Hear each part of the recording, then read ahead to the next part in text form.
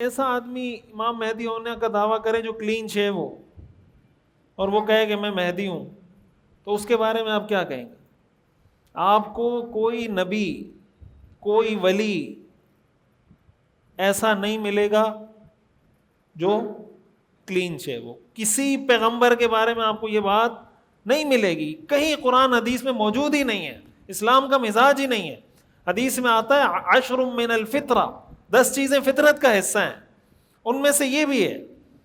اب اگر ایک آدمی کلین شیو ہے، داڑھی شیو کرتا ہے اور دعویٰ اس کا یہ ہے کہ میں امام مہدی ہوں، اور ہمارے کچھ لوگ اس طرح کے لوگوں کے فالوور بن کے ان کے پیچھے چلنا شروع ہو جائیں، ظاہر ہے کوئی بھی اگر اس کا فالوور بنتا ہے تو وہ ہمارے معاشرے کا کوئی فرد ہے نا. کیا خیال ہے؟ اگر ایک آدمی بھی اس کو فالو کر رہا ہے اس طرح کے کسی آدمی کو، تو وہ ہمارے معاشرے کا، ہماری سوسائٹی کا کوئی آدمی ہے.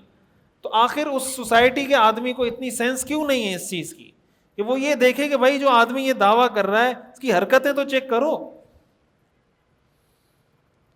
تو جس آدمی کو سنت پر عمل کی توفیق اس کو نہ مل رہی ہو، وہ آدمی دعویٰ کر دے، تو محض اس وجہ سے کہ کوئی آدمی یہ دعویٰ کر رہا ہے جناب میں یہ کر دوں گا. ہمارے ہاں کراچی میں بھی ایک صاحب اس طرح نکلے تھے، انہوں نے دعویٰ کر دیا تھا، انہوں نے کہا تھا میں اصل مہدی نہیں ہوں، میں مہدی ثانی ہوں، یعنی میں ان کی تیاری کروانے والا ہوں.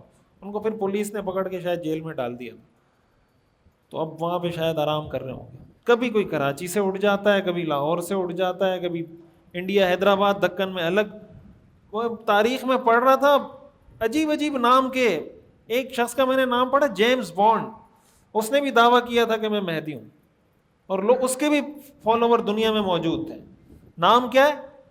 جیمز بانڈ، اور ہے کیا؟ مہدی، اور اس کو بھی لوگ کہتے ہیں کہ یہ مہدی ہے. ایسے بھی گزرے ہیں.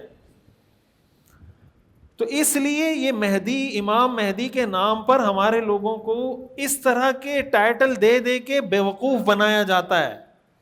یہ الگ بات ہے کہ یہ اہل السنہ والجماعہ کا عقیدہ ہے کہ بھائی امام مہدی برحق ہیں، وہ قیامت کے قریب تشریف لائیں گے، اور یہ ان کا نسب ہوگا، یہ ان کا نام ہوگا، یہ ان کا خاندان ہوگا، یہ ان کی پہچان ہوگی.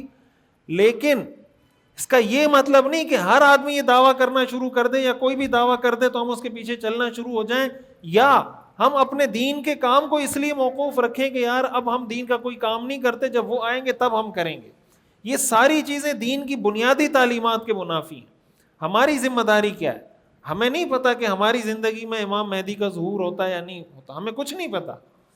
ہماری ذمہ داری یہ کہ ہمارے بس میں اس وقت کیا ہے، دین کے لیے، اسلام کے لیے، مسلمانوں کے لیے، امت کے لیے ہم کیا کر سکتے ہیں اور ہم نے کیا کیا ہے. بس ہم سے قیامت کے دن اس کا سوال ہوگا